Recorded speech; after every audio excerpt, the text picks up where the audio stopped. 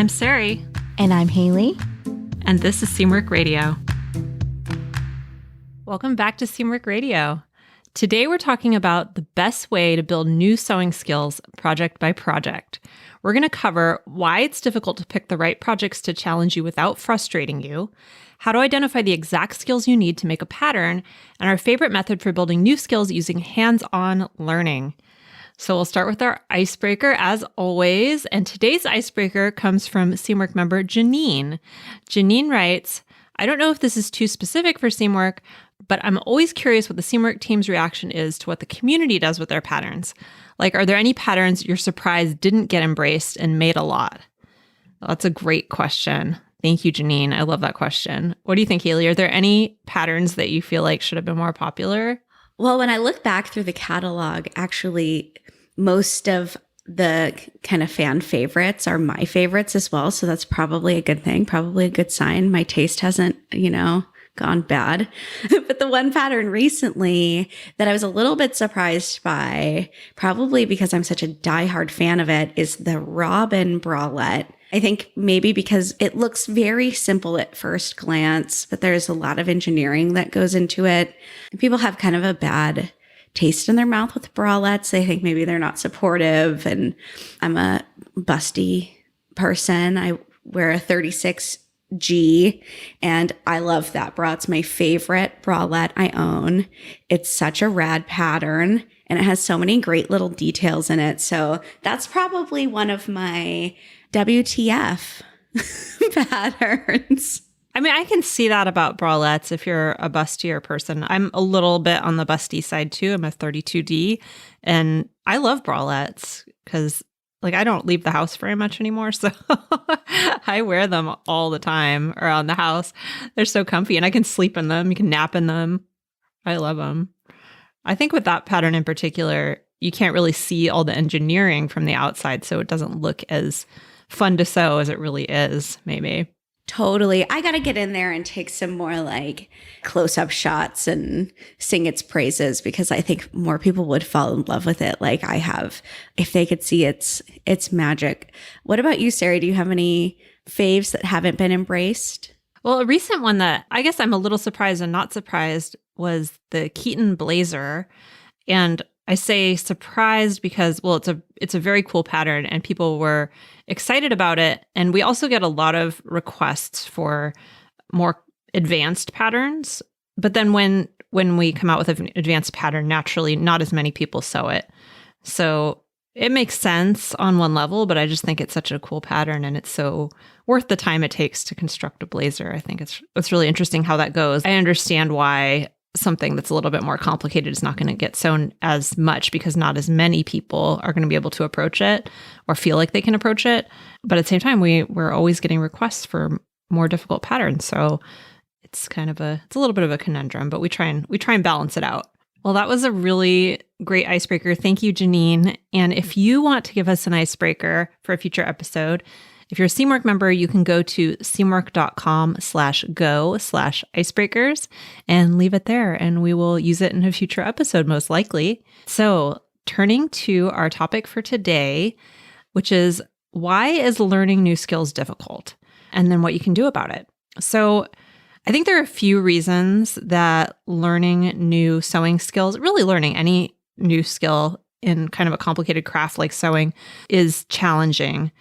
And so I want to talk about those reasons first, and then maybe talk about our experience a little bit, and then Haley's going to give you guys some tips on how you can address these things. So the first reason that I think it's difficult is just knowing what projects to choose in order to advance your skills in a reasonable way. And when I say a reasonable way, I mean finding things that are going to stretch your abilities, but at the same time not be too challenging, because what you don't want is either something that's going to be so easy that you're not really learning anything. I mean, you do want that sometimes, but if you're specifically trying to grow your skills, and at the same time, if something is too difficult, if you're adding too much challenge, it's real easy to get frustrated and give up. So you kind of have to find that sweet spot. And knowing which projects are going to meet those requirements, are going to hit that sweet spot, that can be difficult. So that's kind of the first challenge in growing your skills in a project-based way. And then the second thing is not wanting to mess up a project that you care about. So a lot of times when you want to grow your skills, I think the natural thing to do is to just find a project that you want to sew that has maybe some skills you haven't done before. Maybe you can watch some YouTube videos or look up some tutorials to see how those things are done. And then you start working on the project so you can kind of learn it in a hands-on way, which makes a lot of sense. But I think the problem is that if you're making something that you care about, you want it to come out well, then you're basically learning the skill while you're doing it. So it's sort of like a musician who is learning how to play a piece of music while he's on stage or while she's on stage. It's a lot of pressure to put on yourself the first time you're doing something. So that's another reason that I think learning new skills can be frustrating or difficult. You know, it can be just really intimidating to do those for the first time on something you care about, whether it's the project you care about or it's fabric you're cutting into that you really care about and don't want to waste. And then at the same time, you don't want to make things that you don't care about. You don't want to make things that are, you know, they're going to meet the requirements of learning this skill, but, you know, you're going to donate them or, you know, get rid of them or use them as rags afterwards. So that's the challenge there. And then the third challenge, I think, is just kind of goes with the first one. And we're going to talk about this a little bit more, but that's just understanding patterns and understanding how to determine which patterns are going to build your skills. So we'll talk about that as well. So I wanted to talk about a little bit about our experience with learning before we get into some tips. So Haley, I was wondering if there's a time that you remember intentionally wanting to learn a specific skill. Yes, definitely. Many times.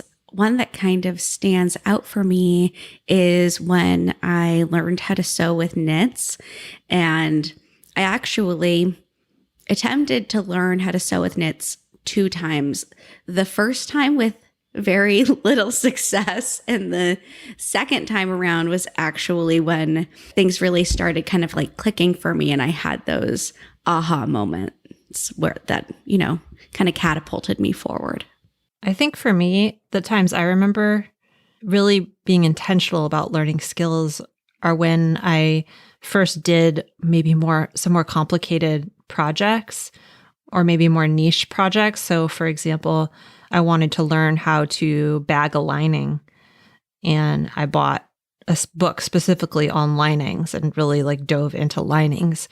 Or when I wanted to learn a lot more about tailoring and make a tailored blazer, kind of going back to what we were talking about with the Keaton blazer, it's a little bit more complicated. So I bought a book on tailoring and really studied that and practiced all the skills. So those are the times where I remember really diving into a topic and learning something intentionally versus I think in the beginning, I did more of what I described before of just trying to like learn as I go and really just kind of like, I've never installed a zipper before, so I'm going to make a skirt with a zipper and see how it comes out. And don't get me wrong, like that's a great way to learn. You will learn that way for sure. It can just be a little bit frustrating because you're going to make a lot of things that don't turn out exactly the way you want. So it is a method that works. We're just kind of talking about some tips that maybe can assist you as you build those skills by project. When do you feel like you've had the most success when you're acquiring new skills?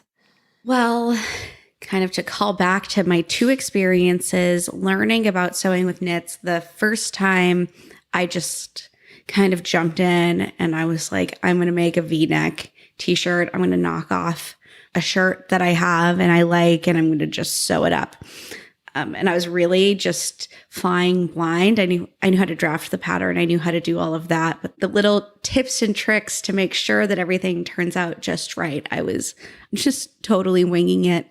The second time I took a class with one of my friends, she was teaching a class on how to sew knits on a home serger. It was kind of an introductory to home sergers, and you sewed a t-shirt.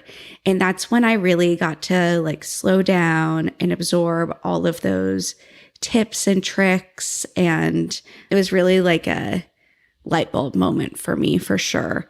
And it was because I intentionally sought out that learning opportunity instead of just like on a whim one day deciding I'm going to make a t-shirt and then feel really bad about myself if it doesn't turn out just right. Yeah. And that kind of gets at, well, my next question was, when have you had the least success? And I think that kind of flows. It's like when you don't put that much intention into it. I think that's when we both had those experiences.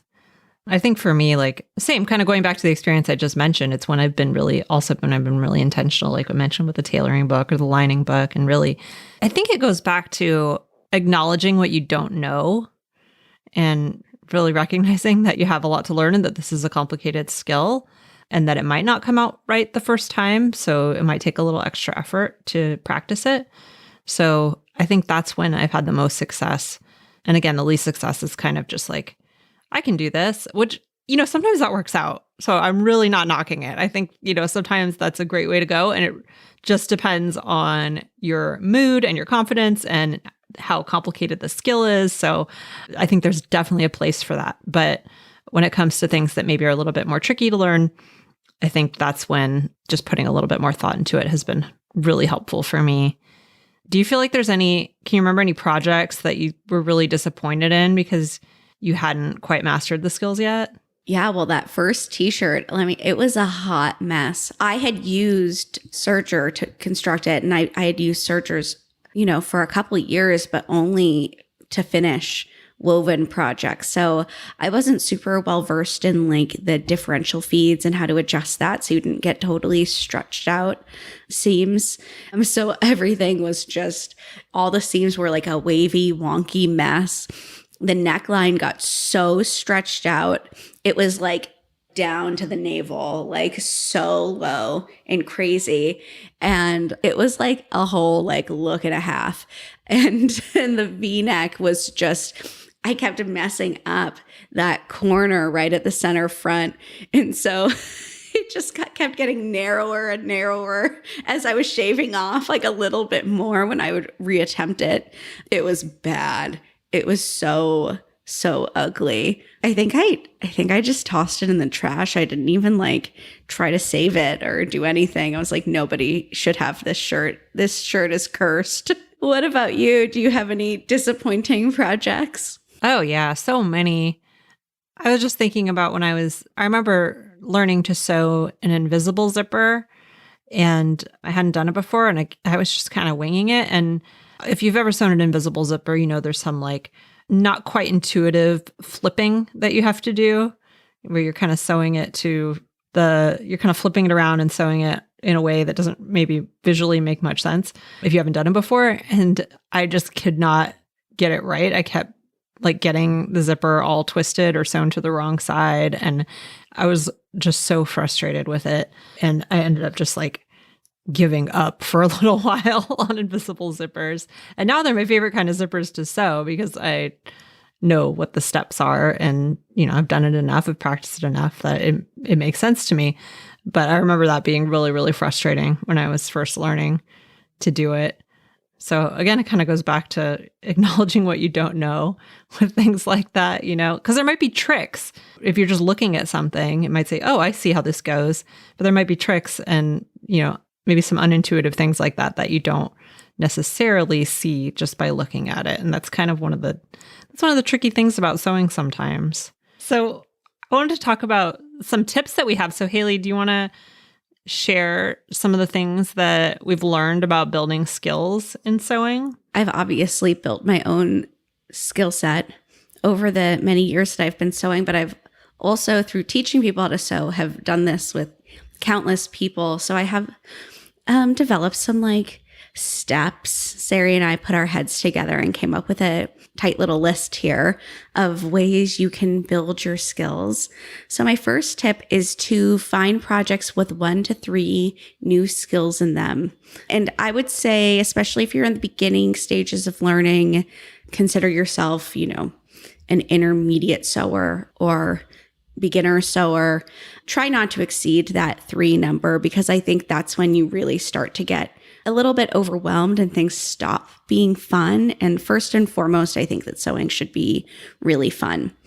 So it can be a little tough to determine whether a project has a ton of new skills for you. So I recommend reading through the pattern description really thoroughly, studying the flats.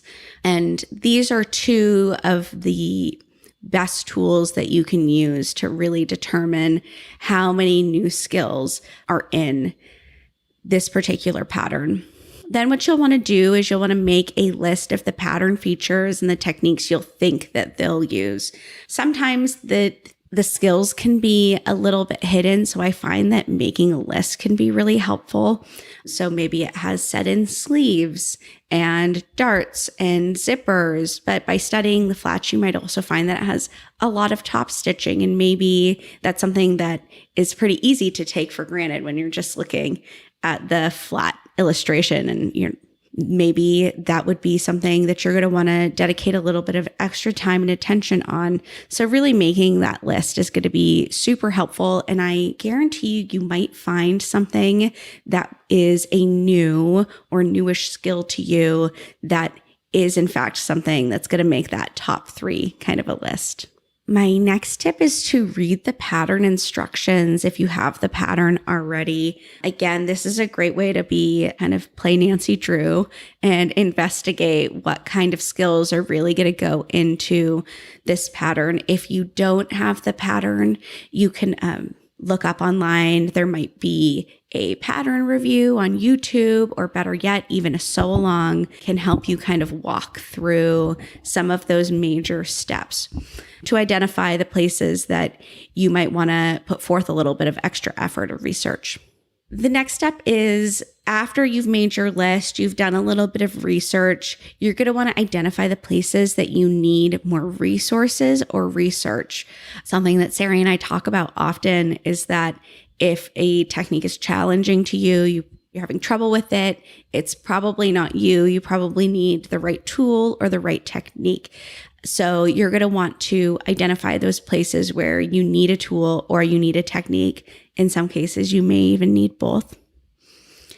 And I think that it's really important not to get too caught up in this research phase. I know so far I've been listing all of these, making lists, do your research, but I think that this can be a little bit paralyzing. So pick a resource and go with it instead of reading, 10 different invisible zipper tutorials. Everybody's going to have, a slightly different take or slightly different tips. And I think just picking one and going for it is a really good way not to get too stuck or bogged down by all of this research and stuff. Yeah, you talk about that a lot when it comes to fitting, because I think that's a place where people can really get stuck with just doing research and learning about all these different styles of fitting and all these different techniques you can use. I think that applies to other techniques too. It's real easy to kind of get into that research mode and sometimes just confuse yourself with too much information. I feel like too much information is a big problem in life. I really think this is a big thing. Outside of fitting, I see it happen a lot with people with tools where you go to all these different resources and they recommend all of these different tools. And don't get me wrong, I am a really big fan of a tool that's going to save you time and make your life easier.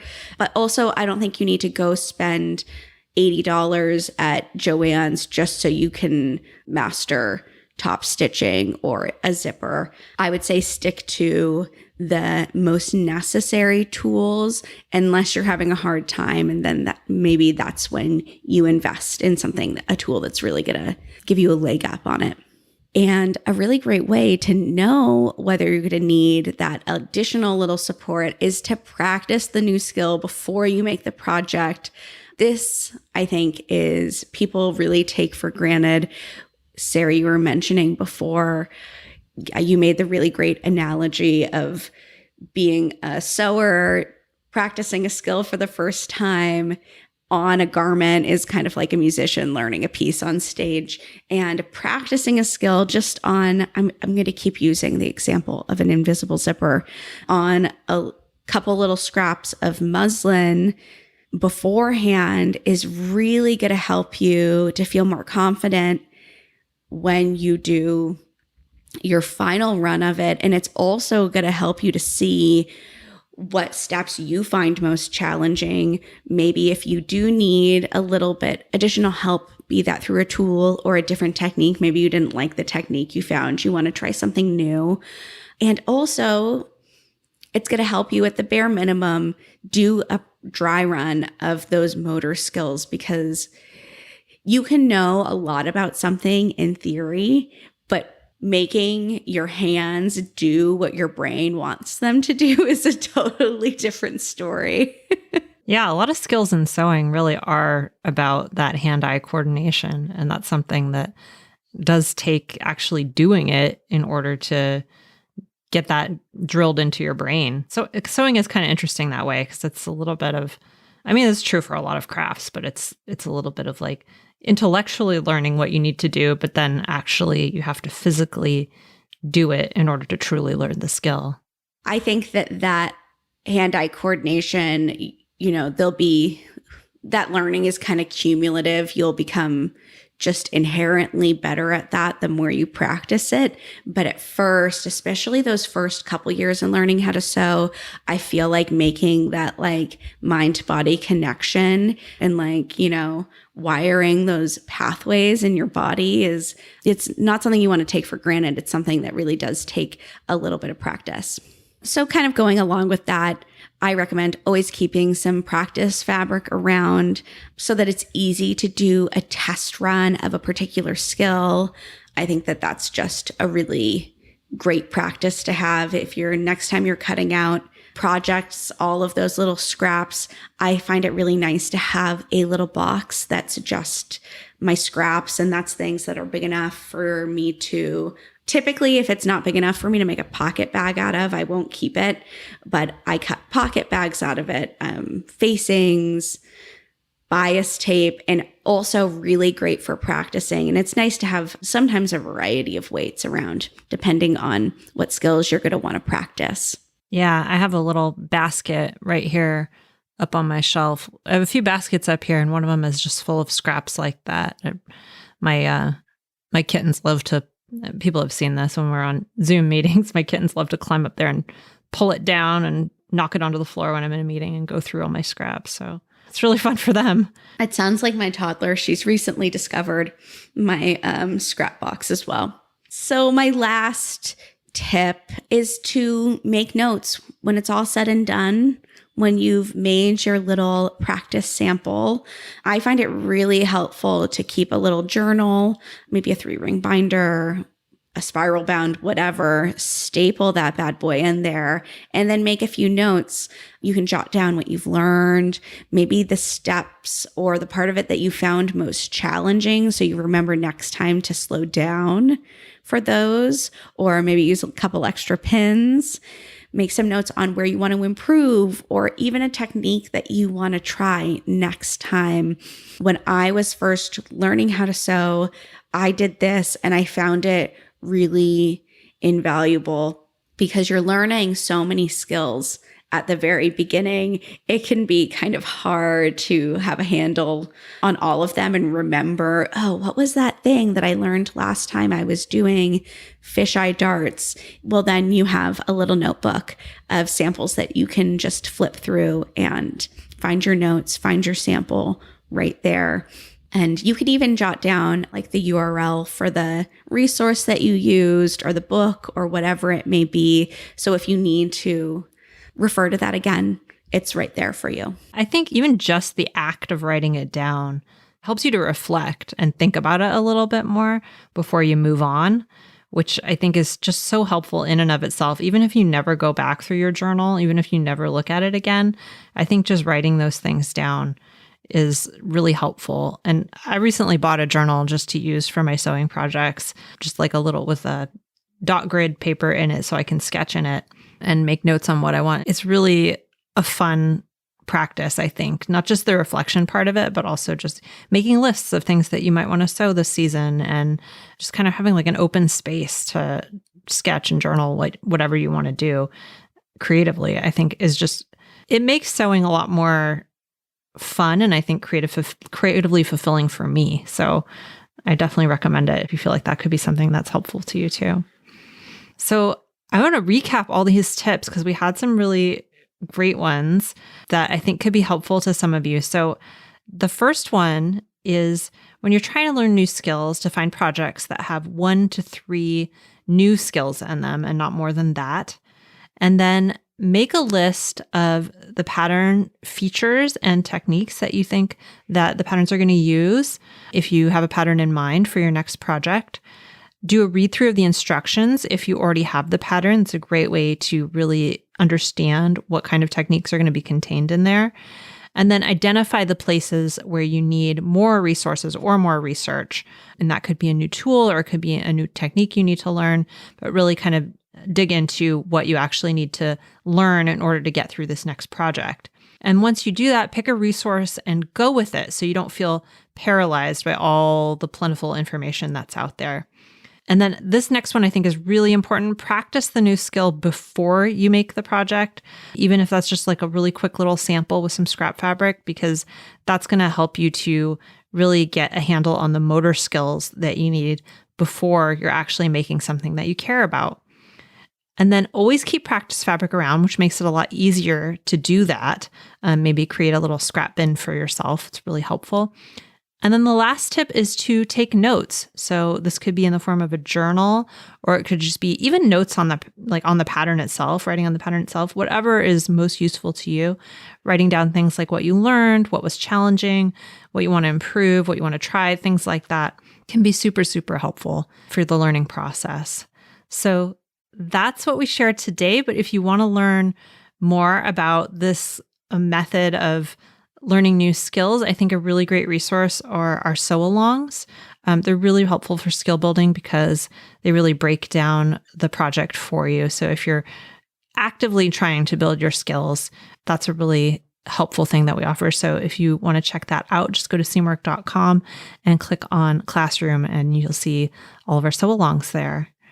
And if you want even more free sewing stuff, follow us on YouTube because we post new sewing videos there every single week. And we have a huge library of over 200 videos right now, and we're adding to it all the time.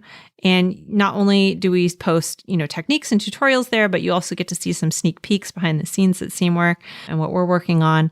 And it's just a really fun place that we can connect. So if you want to find us there, we are at youtube.com/c/Seamwork video, or you can just search for Seamwork Video on YouTube. That's the name of our channel, Seamwork Video. And if you liked this episode, we would love it if you could leave us a review on your podcast platform of choice. We would love for you to give us 5 stars and leave us a review if you want to leave us a comment. We have a review today we wanted to share from Lady Bookathlon, which I just love that handle, Lady Bookathlon. It's a little bit long, but I'm going to read it. She says, I discovered the podcast once I became a Seamwork member recently. The conversations looking at each sewista's journey through a lens of growth mindset, self-care, and accomplishment. I find that the underlying goal is to encourage new and experienced sewers alike to embrace the challenges as equal to the success, because the experience of learning to sew must include both, and it's really taken some of the pressure off to accomplish a new skill to perfection for me already. Plus, the more I listen or read people with advanced skills talking about sewing, I learned something I had no idea I would find invaluable. That's awesome. Thank you so much, Lady Bookathlon. That's really great to read. And I think encapsulates what we're trying to do with the podcast. So I love it. Thank you. Thanks. All right. And that's going to wrap us up for today. If you want, you can follow us again on YouTube at Seamwork Video. You can follow us on Instagram at Seamwork. And if you want to join Seamwork and become part of our private community, you'll get access to hundreds of sewing patterns and dozens of sew-along classes. And podcast listeners get a 50% off lifetime discount when you join at seamwork.com/go/podcast50. So a lifetime discount means that you get to keep that 50% off price for as long as you want, as long as you're a member. So again, that's seamwork.com/go/podcast50 to claim that discount. And that's going to be it for us today. I'm Sarai. And I'm Haley. And this is Seamwork Radio. Seamwork Radio is brought to you by the team at Seamwork. Seamwork's an online community that supports you in creating a wardrobe that feels right for you. When you join us at Seamwork, you become part of our private community of makers, and you also get access to monthly sew-along classes, a library of over 200 sewing patterns, and tons of great resources to help guide you through the sewing adventure that you choose. Podcast listeners can get half off a Seamwork Unlimited membership, which means you can download as many of those 200 plus patterns as you want at any time, and our community will be there to guide and support you. If you'd like to join us for half off, just visit seamwork.com/go/podcast50. You can also find us on Instagram at Seamwork or visit our YouTube channel, which is called Seamwork Video. We love hearing from you, so let us know if there's a topic or a personal story that you'd like us to cover.